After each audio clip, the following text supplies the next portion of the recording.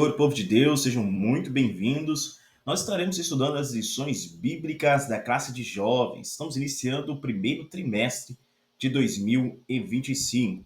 Nesse trimestre, nós estudaremos sobre o seguinte tema: a verdadeira religião, um convite à autenticidade na carta de Tiago. Na nossa primeira lição, nós temos um convite à autenticidade.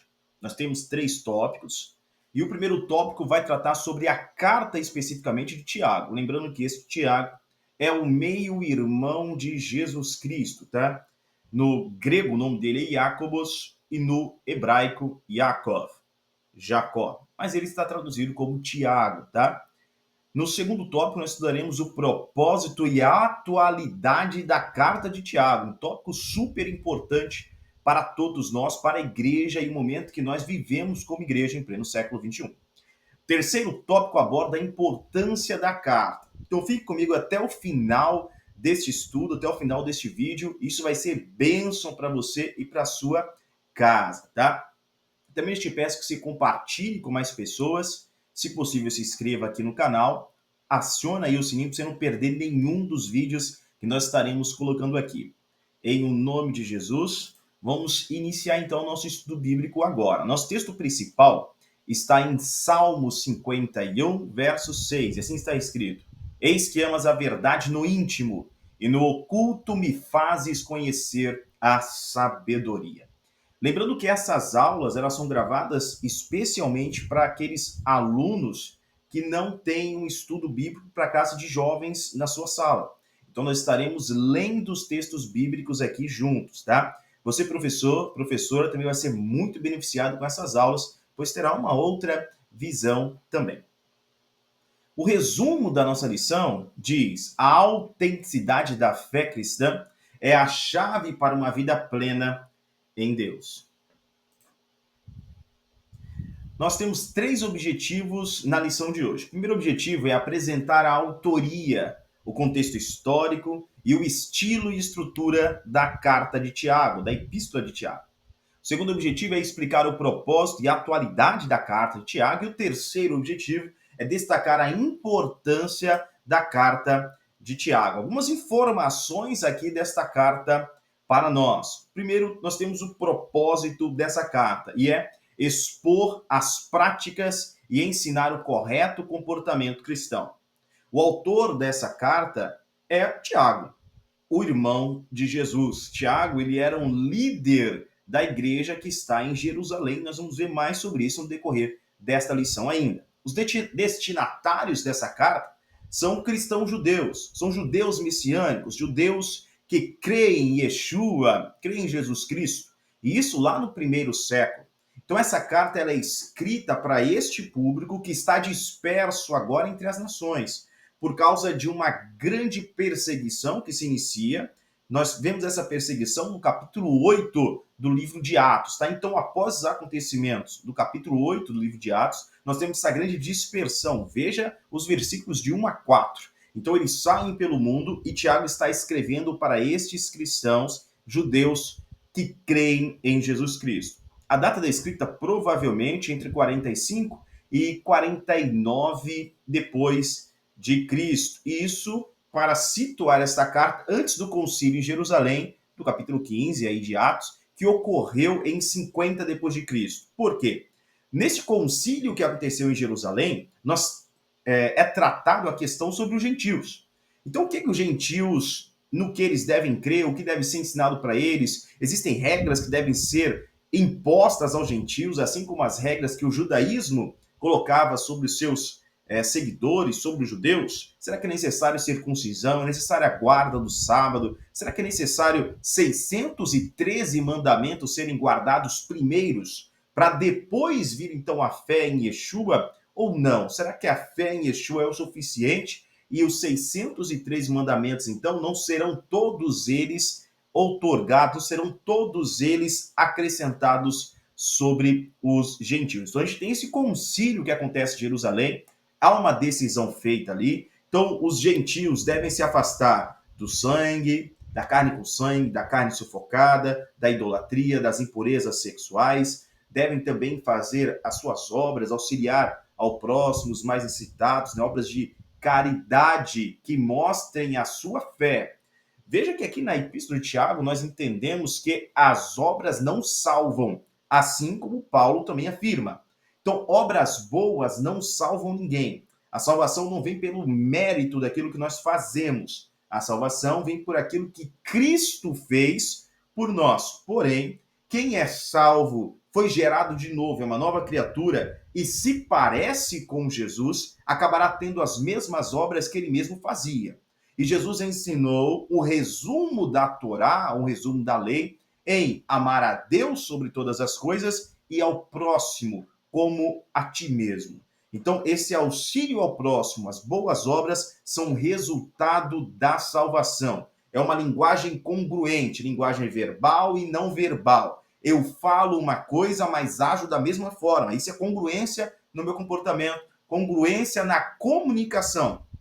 Uma coisa é eu comunicar verbalmente, de forma escrita ou falada, e outra coisa é a comunicação não verbal, que são os meus comportamentos, são as minhas ações, são as minhas expressões, e aquilo que de fato eu faço, tá? Aquilo que de fato eu pratico para uma outra pessoa, isso é minha linguagem não verbal. Então, uma linguagem congruente faz com que aquilo que eu digo sobre fé e aquilo que eu vivo na prática seja uma única mensagem poderosa. E Tiago fala muito sobre isso, tá? Panorama geral, então, desta carta a carta ela expressa a preocupação de Tiago pelos cristãos perseguidos, que haviam sido membros da igreja de Jerusalém. Então, eles estão dispersos, ou seja, estão fora de Israel, estão nas nações, e estão enfrentando perseguições, provações, dificuldades. A carta fala sobre uma alegria e sobre aquela paz que excede a todo entendimento. E mesmo durante a perseguição, a alegria está presente. Mesmo durante as dificuldades e os riscos de morte, a alegria e a paz estão presentes por causa da fé. E veja que isso manifesta uma pessoa que é espiritualmente madura. Isso demonstra a maturidade, o que Tiago vai escrever como uma perfeição. Então, a perfeição, aqui na carta de Tiago, perfeição para os cristãos, é a maturidade espiritual, é essa capacidade de ter a resiliência, de enfrentar tribulações e dificuldades, mas não se romper, não perder a fé, de permanecer no mesmo estado, de aceitar até um flexionamento por causa do vento, mas depois volta ao estado original, tá? Então isso é a resiliência que o cristão tem. E essa resiliência, ela acaba sendo desenvolvida por causa do estudo da palavra de Deus, a leitura atenta do texto, tentar e querer de fato lutar para isso, se amoldar aos padrões bíblicos. Não é a Bíblia que se amolda à minha vida, é a minha vida que se amolda aos padrões da Bíblia. Então, Tiago deixa isso muito bem claro. Além do estudo bíblico, de amoldar-se à Bíblia diariamente, nós temos também ali a prática da oração. A oração é essencial. Veja que orar de fato é demonstrar fé de forma prática, porque nós, em oração, falamos com Deus, a quem nós não vemos, porém sabemos que existe isso por causa da fé. A Bíblia também vai dizer no livro de Hebreus que Deus é galardoador daqueles que o buscam, porque sem fé é impossível agradar a Deus. Nós buscamos a Deus, nós sabemos de sua existência, nós temos esse relacionamento, é verdade que também conversamos de fato com Deus, Deus responde às orações. Nós temos então a leitura bíblica, nós temos as orações e nós temos as práticas de fé. Então, a fé é exercida de forma prática no nosso cotidiano e ainda durante essa aula nós também estaremos abordando mais sobre este assunto. Então, o versículo-chave aqui é Tiago, capítulo 2, versículo 18, e assim está escrito: mas dirá alguém, tu tens a fé e eu tenho as obras. Mostra-me a tua fé sem as tuas obras, e eu te mostrarei a minha fé pelas minhas obras.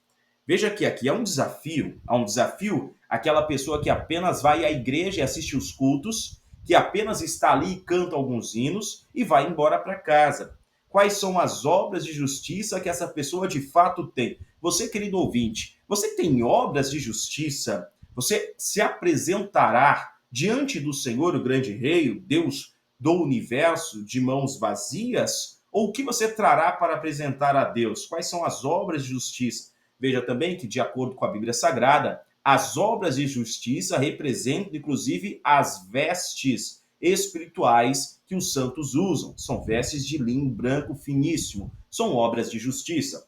Veja que também as nossas obras de justiça, que colocam externamente a nossa fé em prática, vestem, por assim dizer, a nossa alma. As vestiduras da alma são obras de justiça. Nosso texto bíblico desta lição está em Tiago, no capítulo de número 1, nos versículos de 1 a 4. Eu vou ler junto com os irmãos. Assim está escrito: Tiago, servo de Deus e do Senhor Jesus Cristo, as 12 tribos que andam dispersas. Saúde. Meus irmãos, tende grande alegria quando cairdes em várias tentações, sabendo que a prova da vossa fé produz a paciência. Tenha, porém, a paciência a sua obra perfeita, para que sejais perfeitos e completos, sem faltar em coisa alguma.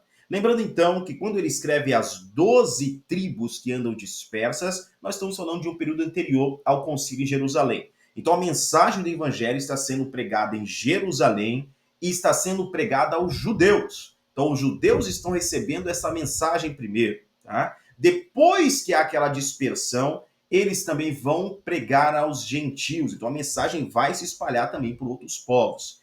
Por isso, nós acreditamos que essa carta é escrita antes do concílio de Jerusalém. Então as tribos estão dispersas, porém a carta é direcionada àqueles judeus que creem em Yeshua, em Jesus Cristo, o Mashiach, o Messias. Bem, continuando então aqui no nosso texto, veja que no versículo 4 ele fala sobre os perfeitos. Lembrando ainda que essa palavra aos perfeitos é as pessoas maduras espiritualmente. A nossa introdução então à lição, nesta carta, neste trimestre, nós estudaremos a carta de Tiago, meio-irmão de Jesus. Serão 13 lições sobre esta carta. Essa carta foi escrita para encorajar e confortar os cristãos judeus que estavam dispersos por causa da perseguição religiosa que se iniciou em Jerusalém através de Saulo de Tarso. A carta é repleta de conselhos práticos para esses cristãos que estavam sofrendo na batalha com um bom soldado de Cristo. Tiago, capítulo 1, versículo de número 1, diz: Tiago, um servo de Deus e do Senhor Jesus Cristo, as 12 tribos que andam dispersas no exterior, saudações. Então vejam que eles estão batalhando no exterior. Nós vivemos em uma batalha espiritual, não vamos nos enganar. Não há paz e segurança, não há. O que há de verdade são confrontos, são batalhas espirituais, é uma batalha que nós estamos vivendo diariamente, porém, a vitória já é certa. Nós estamos em uma guerra da qual nós já sabemos o final, nós já sabemos de quem é a vitória já foi conquistada lá no Calvário. A vitória é do Senhor Jesus Cristo. Já na introdução de sua carta, Tiago fala de suportar as provações e tribulações da vida, versículos 2 e 3. Isso é muito importante. Então, um cristão maduro, ele suporta as provações. Ele não é como aquela pessoa que na primeira aprovação está murmurando. Na segunda aprovação se volta contra Deus. Na terceira aprovação está contra Deus e contra todos. O cristão verdadeiro, aquele que é maduro espiritualmente, ele sabe, inclusive, que a aprovação vai resultar no fortalecimento dele também. Veja que a palavra tentação é uma palavra que nós não encontramos apenas em linguagem religiosa.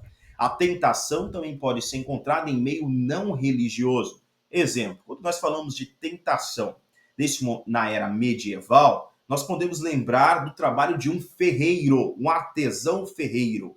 Então, ele pega um ferro, ele vai esquentar este ferro, o ferro vai se aquecer, ele vai ficar com aspecto alaranjado e vai mostrar todas as bolhas de ar que está lá dentro. Imagina que esse ferreiro vai preparar uma arma, vai preparar uma espada para a guerra. Essa espada pode, inclusive, decidir vitória ou derrota. Se essa espada quebra na mão de um guerreiro, é morte certa. Então precisa ser um material firme, resistente, forte, robusto. Assim o ferreiro, quando o ferro está no aspecto alaranjado, para forjar então essa espada para a guerra, vai apresentar todas as bolhas de ar. Essas bolhas de ar são os locais frágeis do ferro, é onde a espada poderia se romper, onde ela poderia se trincar ou quebrar-se. Então o que o ferreiro vai fazer é tentar o aço, ele vai tentar o ferro, ele vai martelar justamente na área mais fraca, justamente onde está essa bolha de ar, e ele vai forçar a bolha de ar sair, o ar sair do ferro.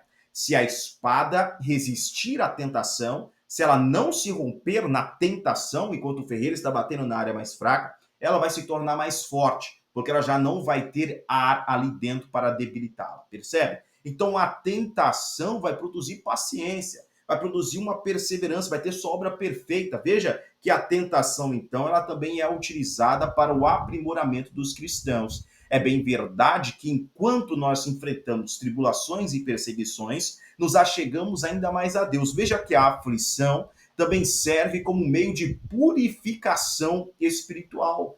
Serve como meio de nos aproximar a Deus e nos afastar daquilo que é pecaminoso, daquilo que é odioso, daquilo que é errado. Então, por meio das provações, nós também nos santificamos. Tenha, porém, a aprovação, então, né? A perseverança, sua obra perfeita. Nessa primeira lição, estudaremos sobre a autoria, data, destinatários e importância dessa carta para a igreja, bem como a sua finalidade e o convite que ela faz para que vivamos uma vida cristã autêntica. E essa é a palavra-chave do nosso estudo, autenticidade. A epístola, então, de Tiago, a carta de Tiago. O primeiro tópico fala sobre a autoria da carta, tá? Essa carta é atribuída a Tiago, o justo, que é o irmão do Senhor Jesus Cristo. Inclusive, ele foi um dos líderes da igreja em Jerusalém. Nós podemos ler lá em Mateus, capítulo 13, versículo 55, e lá cita o nome de Tiago como sendo irmão de Jesus Cristo. Lembrando que você pode também pausar o vídeo e acompanhar todos os textos. Tiago, o irmão de Jesus, assim como os outros irmãos, não creu durante o ministério público terreno dele. Mas, provavelmente, nós podemos ler isso lá em João, capítulo 7, versículo 5, mas provavelmente ele abraça a fé cristã ou próximo ao término desse ministério ou após a ressurreição de Cristo. Nós vemos isso em 1 Coríntios, capítulo 15, versículo 7. Jesus ressuscitado aparece a Tiago. E é este Tiago que escreve a epístola, é o irmão de Jesus. A partir deste momento, Tiago, ele crê. A fé é despertada em Tiago e ele vai se tornar uma forte liderança da igreja com o passar do tempo. Veja aí, então, como Tiago é visto na igreja do primeiro século. Atos, capítulo 12, versículo 17, também o capítulo 15, versículo 13, e o capítulo 21, versículo 18. Esses textos vão citar Tiago como sendo uma das colunas da igreja em Jerusalém. Vai citar aí no capítulo 15 esta reunião, este concílio para tratar a questão dos gentios que abraçam a fé em Jesus Cristo. E esse texto nos mostra claramente que Tiago é quem preside essa reunião. Nós também temos aí no capítulo 21, versículo 18. Então, Tiago é uma liderança central na igreja, é este meio-irmão de Cristo e é ele quem escreve esta epístola, tá? O contexto histórico e a data, esse é o segundo tópico. Contexto é de perseguição. Os cristãos judeus, aqueles que creem em Jesus Cristo de fato, estão enfrentando perseguição tanto pelos judeus que não creem em Yeshua. Então há uma perseguição tão ferrenha que a Bíblia vai dizer que Saulo de Tarso lançava esses cristãos nas prisões. Eles eram açoitados com chicotes, com varas, eram expulsos das sinagogas. O que é uma sinagoga? A sinagoga é uma casa de estudos, é uma casa de reunião, é como se fosse uma congregação, tá? Para a gente entender bem. A sinagoga, ela surge, né, dentro do contexto do cativeiro babilônico.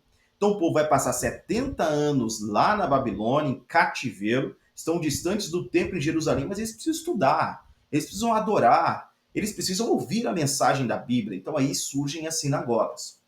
Isso funciona tão bem no exílio, que quando eles retornam para Israel, retornam para Jerusalém, junto lá com Zorobabel, né? E Esdras vai deixar isso muito bem claro, escrevendo Esdras e Neemias, as sinagogas também vão entrar agora na vida nacional, vão entrar em Israel, vão estar presentes com o povo judeu pós-exílio. E isso permanece aqui até este momento da igreja no primeiro século. Então eles ainda estão se reunindo nas sinagogas. Vejam, são judeus que creem que Jesus é o Messias, creem que ele de fato é o enviado, é o Filho de Deus, é aquele que é o descendente de Davi, que terá um reino eterno. Então eles acreditam na ressurreição e no poder total de Jesus. Estão na sinagoga.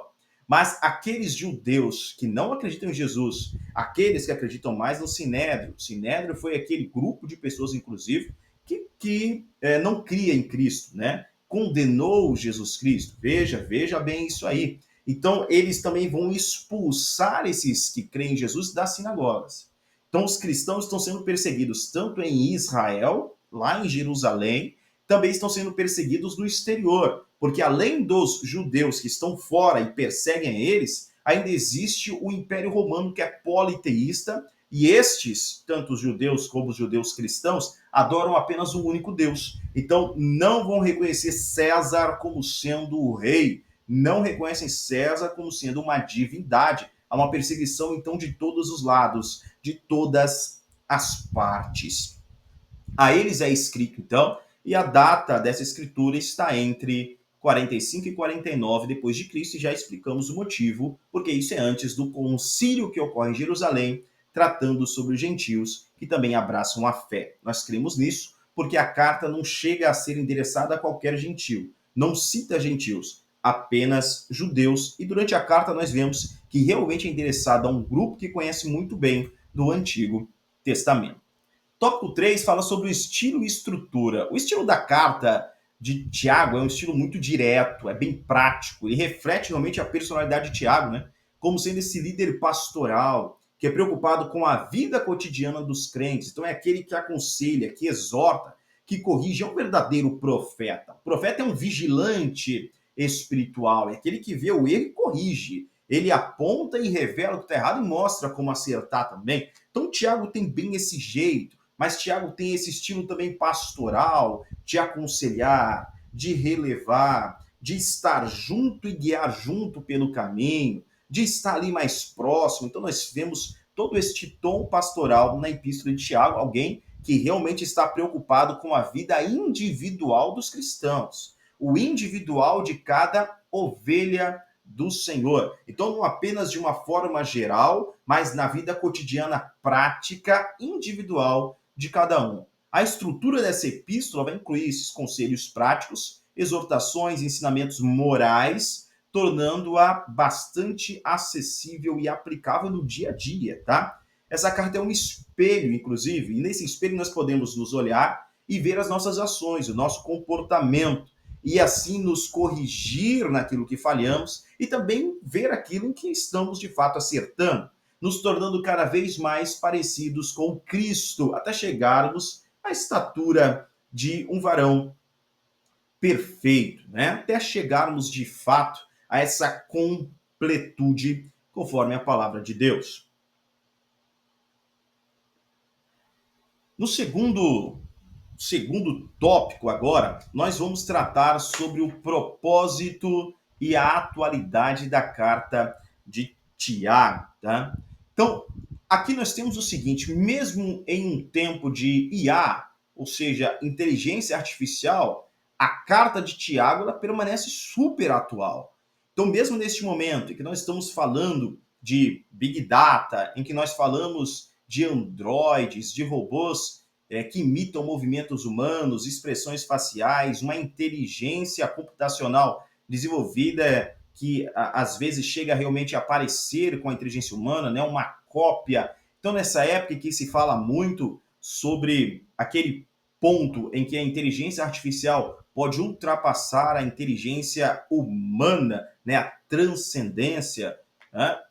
Enquanto se fala sobre tudo isso, a carta de Tiago permanece atual, porque ela fala sobre o ser humano na essência, na base, no comportamento humano, naquilo que não muda, nas dificuldades que nós enfrentamos ao longo dos séculos, ao longo dos milênios. Então, o ser humano essencialmente permanece tendo ainda que enfrentar as mesmas dificuldades. Nós vemos sobre uma luta entre carne e espírito. E nós precisamos decidir para onde vamos nos inclinar, se para o Espírito de Deus ou se para as obras da carne. Então veja que há uma mensagem central aqui na carta, e é que cristãos têm que praticar a palavra de Deus, não apenas ouvir como um programa, como um podcast, como um vídeo que a gente assiste para passar o tempo. A palavra de Deus não é isso. A palavra de Deus é a chave para o céu. Na palavra de Deus nós temos de fato o meio de salvação. Veja que esta palavra é o amor de Deus revelado e manifestado por nós. Imagine o que seria da história humana sem a Bíblia Sagrada.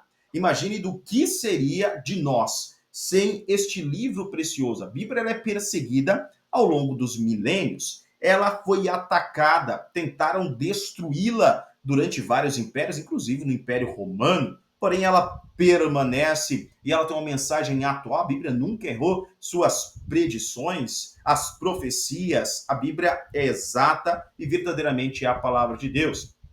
Então, aqui nós temos isso como uma mensagem central. Não é que devemos apenas ouvir a Bíblia, nós precisamos praticar. Tiago vai dizer que aquele que ouve e não pratica está enganando a si mesmo. Você pode ter vários textos da Bíblia decorados. Há muitas pessoas que estão fora da igreja, como o livro de Hebreus diz, nós não somos daqueles que abandonam a igreja. Mas há muitos que abandonaram a igreja, estão fora da igreja, estão distantes, falam mal de homens e mulheres de Deus, servos e servas do Senhor, falam mal verdadeiramente dos cristãos, daqueles que se esforçam por ser cristãos verdadeiros, e dizem que tem os textos decorados, que ninguém precisa pregar para eles, porque conhecem a Bíblia de capa a capa, mas não praticam. Então estão enganando a si mesmo. Veja que aqui nós não falamos apenas de uma simples moralidade para viver em sociedade, nós estamos falando de algo muito mais. Nós estamos falando sobre uma moral e sobre uma ética do reino de Deus. Você gostaria de entrar no céu?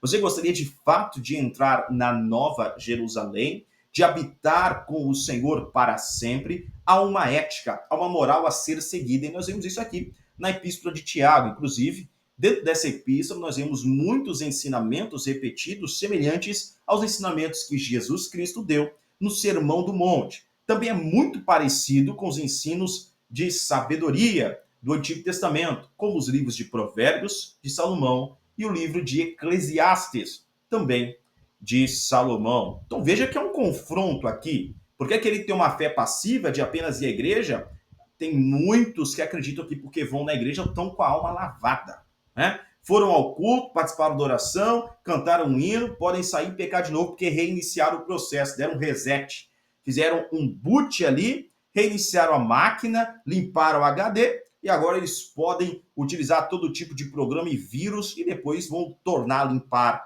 novamente o HD, passar o antivírus num domingo à noite. Mas não é isso que acontece. Não é assim que funciona. Tá? Há um confronto direto aqui. Você precisa diariamente, assim como eu, escolher entre santidade e pecado. Escolher entre Deus e o mundo, entre o espírito e as obras da carne. Não há meio termo.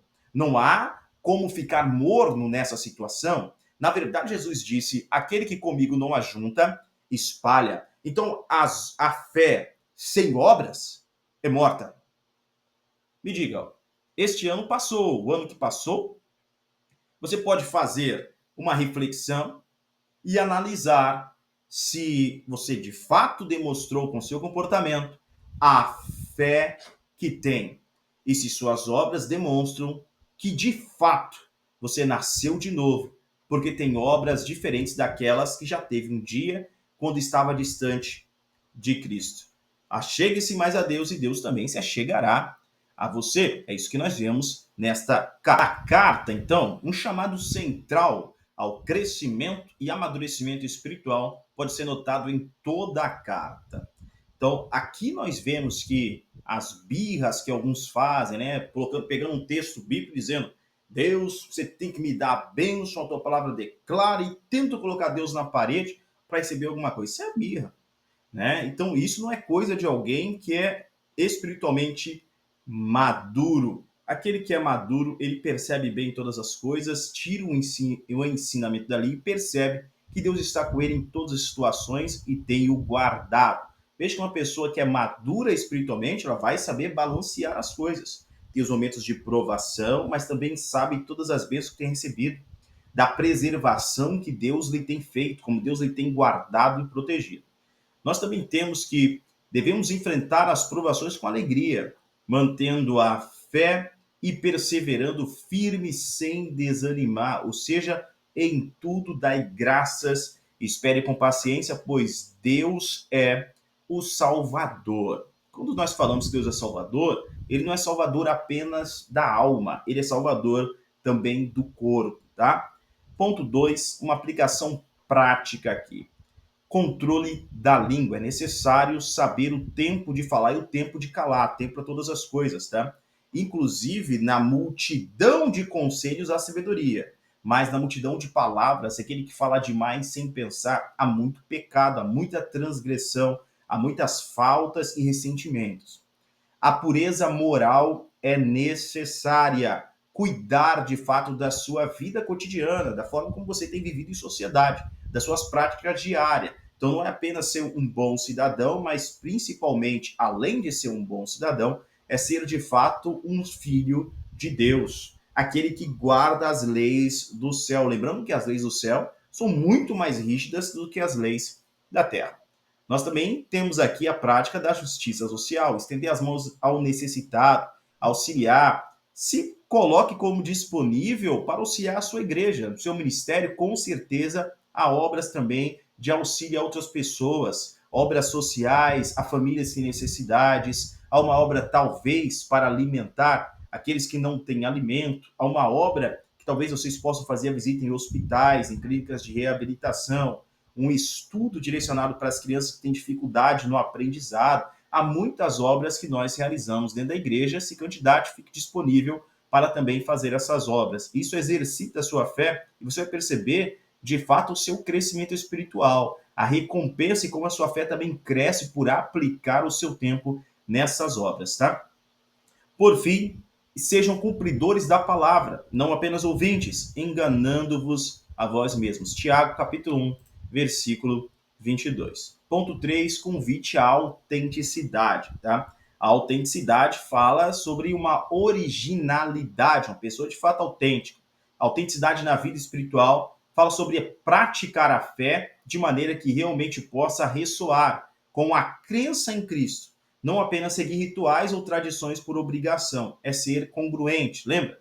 Não é uma linguagem apenas verbal, mas também a não verbal. Não é só o que eu falo, não é só aquilo que eu canto, é a forma como eu vivo. Esse é o testemunho verdadeiro e é aí que mora a verdade sobre quem é um cristão e quem não é um cristão. Deus procura os fiéis da terra. Os fiéis têm uma linguagem congruente. Terceiro tópico, nós estamos chegando já ao término desta primeira lição, fala sobre a importância da carta. Então veja que essa carta é com frequência descrita como uma literatura de sabedoria, porque ela realmente lembra muito Provérbios e Eclesiastes. Nós lembremos que estamos falando aqui de um judeu convertido. Então ele tem muito domínio sobre o Antigo Testamento, tem um vasto conhecimento do Antigo Testamento e também cita muitas palavras de Jesus ali no Sermão do Monte, tá? Os ensinos contidos aqui na carta de Tiago indicam esse estilo de vida que agrada de fato a Deus. Em meio às perseguições e provações da vida, uma fé verdadeira permanece. Os destinatários da carta. Os destinatários são judeus convertidos. Lembre-se que no Tiago, capítulo 1, versículo 1, fala sobre as 12 tribos que andam dispersas. A carta é provavelmente escrita antes de Atos, capítulo 8, após Atos, capítulo 8 e antes de Atos, capítulo 15. Então, Atos, capítulo 8, se inicia aquela grande dispersão por causa da perseguição exercida contra a igreja em Jerusalém, em todo Israel. Em Atos capítulo 15, nós temos o concílio que trata também sobre a conversão dos não-judeus, tá? Então, entre este período aí intermediário, entre os capítulos 8 e 15, essa carta ela foi escrita. Embora tenha sido escrita para os primeiros judeus seguidores de Yeshua, judeus messiânicos, seu conteúdo é útil para todos os cristãos, afinal, também somos peregrinos e forasteiros neste mundo. A relevância da carta para a igreja, né? A carta é como uma bússola. A carta de Tiago serve realmente como um guia moral e espiritual, uma bússola moral e espiritual para o cristão que aponta a direção correta das nossas ações, do nosso comportamento. Assim, ajuda os cristãos a manter a fé verdadeira de forma prática em meio às suas provações aqui no mundo. Tem uma ênfase na perseverança e na ação prática da fé. Nós também vemos essa carta tem um papel importante na formação da ética da igreja primitiva.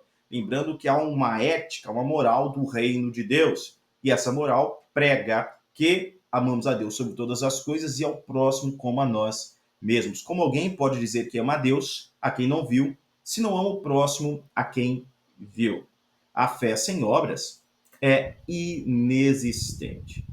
Terceiro ponto, a contemporaneidade desta carta. Nesta carta nós temos a importância da oração.